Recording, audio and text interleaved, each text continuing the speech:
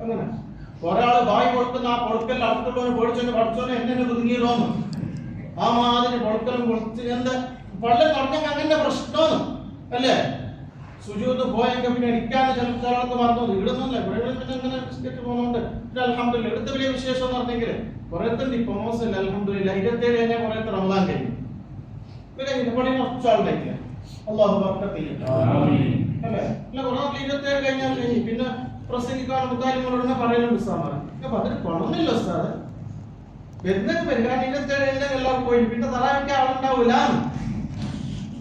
അങ്ങനെ അൽഹംദുലില്ലാ അങ്ങനെയല്ല. 28-നുണ്ടാവും, 29-നുണ്ടാവും, 30-നുണ്ടാവും, പെരുന്നാളിന് രാത്രിയിലുണ്ടാവും. ഇനി നമ്മുടെ മാറ്റങ്ങൾ എപ്പോഴാണ് കാണേണ്ടത്? റമദാൻ കഴിഞ്ഞാലാണ് മാറ്റം കാണേണ്ടത്. അത് പറഞ്ഞാൽ തറാവി മാത്രം തറാവി നിസ്കരിക്കണ്ട. സുബഹി നിസ്കരിക്കണ്ടേ? സുബഹിക്ക് ജമാഅത്ത് വേണ്ടേ? റമദാനിൽ ജമാഅത്തിന് വന്ന നമുക്ക് എന്തുകൊണ്ട് റമദാൻ അല്ലാതപ്പോ ജമാഅത്തിന് വരാൻ സാധിക്കുന്നില്ല എന്ന് ഇന്ന് പോയിട്ട് ഇങ്ങനെ ആലോചിച്ച് ചിന്തിച്ച് കടന്നാൽ മതി. അതില്ല ഉസ്താദ് അങ്ങനെയുണ്ട്. റമദാനിൽ മാത്രമല്ല കൂടുതൽ കൂലിയുള്ളത്. അപ്പൊ അള്ളാഹ് സുൽഫാക്കാൻ അല്ലെ റമദാനിൽ എല്ലാം അള്ളാഹു തരും. അപ്പൊ റമദാൻ അല്ലാതപ്പോ നമുക്ക് പള്ളിയും വേണ്ട, ജമാഅത്തും വേണ്ട, നിസ്കാരം അങ്ങനെ ആകാൻ പാടില്ല. അതാണ് ഇന്ന് നമ്മളെ ഈ മജ്ലിസിൽ നമ്മൾ എന്ത് ചെയ്യണം? പ്രതിജ്ഞ ചെയ്യണം.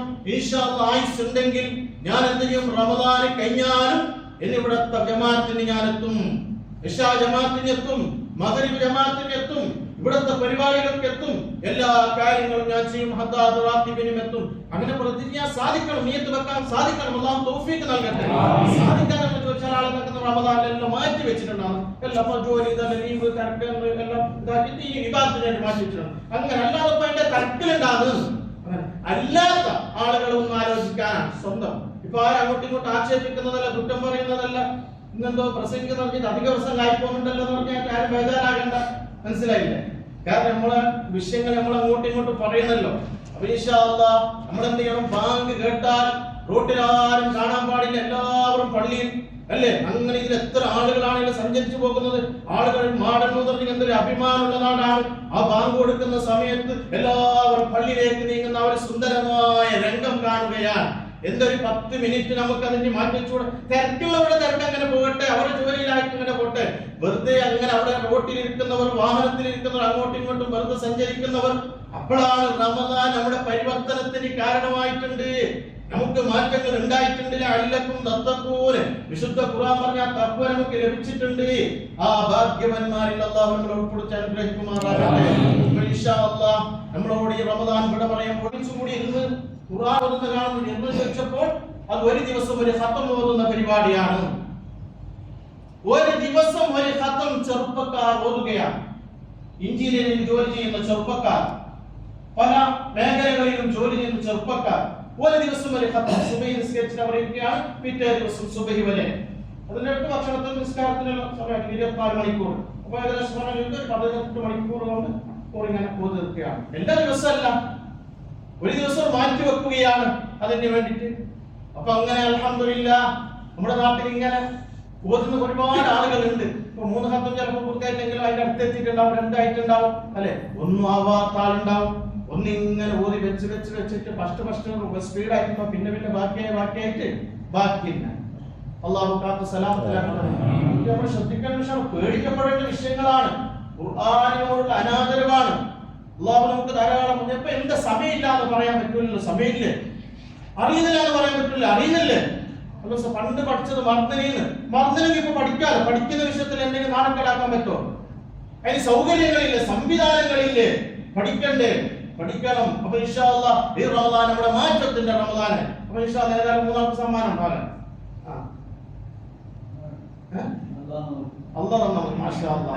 അള്ളാഹു വലിയ സമ്മാനം നൽകാൻ ഈ സമ്മാനം ഒരു പ്രോത്സാഹിപ്പിക്കലാണ്. കുറെ സ്ഥലത്ത് കുറെ ഖുർആൻ പഠിപ്പിച്ചത് നല്ല കാര്യം കൂടിയാണ്, നല്ല വിഷയത്തിലല്ലേ. അപ്പൊ ഇൻഷാ അല്ലാഹ് നമ്മള് എല്ലാവരും എന്താക്കണം? ഇങ്ങനെ ഒരുമിച്ച് കൂടി നമ്മുടെ കാര്യങ്ങൾ. പിന്നെ കുറെ വിഷയങ്ങൾ ഏടെന്ന പ്രശ്നം എന്ന് പറഞ്ഞാൽ പ്രശ്നം കുറെ അങ്ങോട്ടും ഇങ്ങോട്ടും തെറ്റിദ്ധരിപ്പിക്കലും. അപ്പൊ അത് ശരിയൊരു ഉദാഹരണം ഞാൻ പറഞ്ഞിട്ട് എന്താക്കി നമുക്ക് പെട്ടെന്ന് ഇല്ലെങ്കിൽ എന്താക്കി പറഞ്ഞതെല്ലാം ചിലപ്പോൾ ബെസ്റ്റ് ആയിപ്പോ. അപ്പം പോയിട്ട് ഇയാൾക്ക് എന്തെങ്കിലും സമയം കൊടുത്ത് ചിലപ്പോൾ മുക്കരിക്കാൻ വെച്ചോളൂ, ചിലപ്പോൾ ഇയാൾക്ക് എന്താ അറിയില്ല. ഇയാൾ ഇങ്ങനെ തർക്കൽ അന്നൊരു ഭയങ്കര പ്രശ്നമായിരുന്നു. ഒരു മുത്താലിം അയാൾ മാട്രാക്കി, മുത്താലിം ചെയ്ത് മാട്രാക്കിട്ടല്ലോ പ്രസംഗിക്കല്. അപ്പൊ അതിനുണ്ടായിരുന്നു ഇൽമിന്റെ സദസ്സിന് എഴുന്നേറ്റ് പോകുന്ന ഒരു കഴുതയാണ് എന്ന് പറഞ്ഞു. ആ പറയലും ഫ്രഞ്ചിന് പോയത് പ്രസിഡന്റായി. പ്രസിഡന്റ് അടിച്ചു മുമ്പാണ് ഇയാൾ പറഞ്ഞത്. പ്രസിഡന്റ് മുത്താലിമിനെ കൊണ്ട് ഉസ്താദ് പറയിപ്പിച്ചത്. ഭയങ്കര പ്രശ്നം തന്നെ. ഒരു ഉസ്താദിനെ പിരിച്ചുവിടാമോ? പ്രസിഡന്റിനല്ലേ പറയിപ്പിച്ചത് മുത്താലിമിനെ കൊണ്ട് കഴുതലേക്ക്. അപ്പൊ അങ്ങനെല്ലാം ബാക്കിൽ അങ്ങോട്ടും ഇങ്ങോട്ടും. ഇപ്പൊ ഉദാഹരണം ഞാൻ ഇപ്പൊ പള്ളി ഇങ്ങനെ പുറത്തിറങ്ങുമ്പോൾ എനിക്കൊരു ഫോൺ വന്ന് ബാംഗ്ലൂരിൽ, ഞാൻ ബാംഗ്ലൂരിലായിട്ട് ഇങ്ങനെ കേരളത്തിലായിട്ട് വിളിച്ചപ്പോ ഏടുണ്ടെങ്കിൽ ഞാൻ പറഞ്ഞു ഞാൻ മംഗലാഴ്ചാണ്.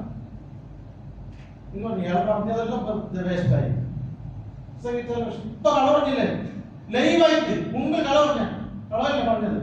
ഏടല്ല ഞാൻ മറന്നൂരല്ലേ ഞാൻ ഫോണിൽ മറുപടി പറഞ്ഞ ഞാൻ ഏടല്ലെന്ന് പറഞ്ഞ മംഗലാപുരത്തില്ല. മംഗലാപുരം മണപ്പുറ എത്ര കിലോമീറ്റർ? 65 കിലോമീറ്റർ വ്യത്യാസം. ഞാൻ പറഞ്ഞ കളവ സത്യം. കളവ് പറയാൻ പാടില്ല. ഇങ്ങപ്പന്നെ പോയിട്ടാണെങ്കിൽ എന്ത് ഇയാൾക്ക് ലെവലില്ല, ഭാഷയില്ല, ബുദ്ധിയില്ല. ഇയാൾ പറഞ്ഞിട്ട് ആരെന്ത് സ്വീകരിക്കാം അല്ല വിചാരിച്ചു. അങ്ങനെ ഞാൻ പറഞ്ഞ കളവ സത്യം, കളവല്ല. അവിടെ അപ്പൊ നമ്മൾ കുറെ ആളെ ആലോചിക്കും, ഒരാളെ ആലോചിക്കൂല, ഒരാളെ ഒറ്റടിക്കുണ്ടാക്കി അതെന്താണ് പറഞ്ഞത് കളവല്ലേ. അപ്പൊ നമ്മൾ മാടകൾ പറഞ്ഞ പെട്ടെന്ന് എല്ലാവർക്കും അറിഞ്ഞോളുന്നില്ല. അപ്പൊ അയാൾക്ക് അറിയില്ല. അപ്പൊ അയാൾക്ക് മംഗലാപുരം എന്ന് പറഞ്ഞ സാധാരണ സംസാരിക്കുന്ന ആളാണ്. ഒരിക്കലും കേരളത്തിൽ പറയും, ഇല്ലെങ്കിൽ മംഗലാപുരം പറയും.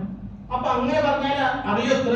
ഇപ്പൊ ഞാൻ അങ്ങനെ ആരോട് മറുപടി പറയുമ്പോ ഏടൊക്കെ വെച്ചാൽ ഞാൻ പറയല എന്തിനാ മാടന്നൂറ്. നിങ്ങൾ അങ്ങനെ പറയണല്ല എല്ലാം. മംഗലാരം, മംഗലാറ്റട, പുത്തൂർ, പുത്തൂരട ഇത് അങ്ങനെ പറയണ്ട. ഏട് ഇത് മാടന്നൂർ. ഇപ്പൊ അങ്ങനെ അത് ഞാൻ പറയാൻ എഴുതുന്ന കുറച്ച് പറഞ്ഞ പണ്ടത്തിന് എങ്ങനെ പോയിട്ട് ഒരു ചെറിയ മുത്താലിനെ കണ്ടിട്ടാണ് നിങ്ങളെ നാടാണ് വെച്ച് മാടന്നൂർ. അപ്പൊ അയാൾ പറയാ മാടന്നൂർ ഇങ്ങനത്തെ ഒരു മുത്താലിനെ കണ്ടിട്ടല്ലേ നോക്ക. അയാളുടെ മാടന്നൂർ 19 കിലോമീറ്റർ ദൂരമാണ്. അയാൾ മാടന്നൂർ മാടന്നൂർ എല്ലാവർക്കും അറിയുന്നുണ്ട്. അയാളെ മാടന്നൂറാണ്. ഞമ്മ പറഞ്ഞത് ശരിയാണ് പുത്തൂർ. അപ്പൊ നമ്മക്ക് നമ്മുടെ നാട്ടഭിമാനം. അങ്ങനെ ഞാൻ അതിന് ശേഷം ബസ്സിൽ കയറിയപ്പോ നമ്മൾ സാധാരണ സ്റ്റേജ് ഈശ്വരങ്ങളല്ല ബസ്സിൽ ഇറങ്ങി ഈശ്വരങ്ങൾ. ഇവിടെ എല്ലാ ബസ്സുകാർക്കും അറിയും. പണ്ടങ്ങനല്ല ഓർക്ക് ഈശ്വരങ്ങൾ സ്റ്റേജ് മാടൂർ. അപ്പൊ ഞാൻ എന്തൊക്കെ പറഞ്ഞു മാടനൂർ എല്ലി മാടനൂർ എല്ലി മാടനൂർ. അപ്പൊ അങ്ങനെ മാടനൂർ അത് 100 അല്ലെ? മഴയിൽ 100. അള്ളാഹു ആ 100 നമുക്കൊക്കെ ആസ്വദിക്കാൻ അനുഭവിക്കാൻ അള്ളാഹു തൗഫീഖ് നൽകട്ടെ. അപ്പൊ അങ്ങനെ തെറ്റിദ്ധാരണ അങ്ങനെ വരുമ്പോഴെല്ലാം നമ്മുടെ കുറെ വിഷയങ്ങൾ. ഇപ്പൊ ഇത് ഞാൻ പറഞ്ഞൊരു ഉദാഹരണം സാമ്പിൾ മാത്രമാണ്. ഇങ്ങനെയാണ് ജീവിതത്തിൽ നമ്മളെ കുറെ വിഷയങ്ങൾ തരും. ഇപ്പൊ എന്താക്കിയാലും ഒരു ഉസ്താദ്, ഒരു മാലിന്യം ഉസ്താദ് അവിടെ എന്താക്കിയാലും മദ്രസത്തോടെ ഒരു കുട്ടി ലേറ്റായിട്ട്, സാധാരണ കുട്ടികൾ ലേറ്റായിട്ട് വരുന്ന. അപ്പൊ ലേറ്റായിട്ട് എപ്പോഴും ലേറ്റായിട്ട് വരുന്ന ഒരു കുട്ടി, ആ കുട്ടിക്ക് എന്താക്കി ഉസ്താദ് എപ്പോഴും അങ്ങനെ കയറ്റി. പിന്നെ ബാക്കിയുള്ള കുട്ടികളുടെ ഇടയിൽ എന്തായത് അതിനൊരു സമയത്തിനൊരു വിലയില്ലാണ്ട്. അപ്പൊ മറ്റുള്ള കുട്ടികളും വിചാരിച്ചു ഇതിപ്പോ എങ്ങനെ കാണിക്കുന്നത് നോക്കി അങ്ങനെ വരുന്ന അങ്ങനെ കയറ്റുന്നത്. അപ്പൊ ഉസ്താദ് എന്താക്കി ജസ്റ്റ് ഒരു കുളി കൊടുത്ത പോലെ ആക്കി. എന്താണ് നിർത്തി നിർത്തിയ ഡോറിന്റെ അടുത്ത് ജസ്റ്റ് ഒരു കുളി കൊടുത്ത പോലെ ആക്കി. എന്തിന് ആള് ബാക്കിയുള്ള കുട്ടികളുടെ മുമ്പിൽ എന്തിന് പാടെടുക്കാൻ തുടങ്ങി, വിഷയങ്ങൾ തുടങ്ങി. കിടാക്കി മുടങ്ങുന്നൊന്നുമില്ല. ഉസ്താദ് പറയുന്നല്ല കേൾക്കുന്നു, പാഠം കേൾക്കുന്നു, ഖുർആൻ കേൾക്കുന്നു, എല്ലാം കേൾക്കുന്നു. പക്ഷെ ഇതാര് കണ്ട്? ഒരു ഫിത്തനക്കാരനെ കണ്ടു അല്ലെ? നമുക്ക് ചിലപ്പോ പേര് ഇങ്ങനെ പറഞ്ഞുകൊണ്ടുണ്ട്. ഉദാഹരണം പേര് പറഞ്ഞാൽ കൊടുക്കും. ചിലപ്പോ ആ പേരിന്റെ ആള് മറ്റു പേര് പറഞ്ഞു കൊടുക്കുമ്പോൾ പറഞ്ഞിട്ടാണ് ഫുലാൻ എന്ന് പറഞ്ഞു.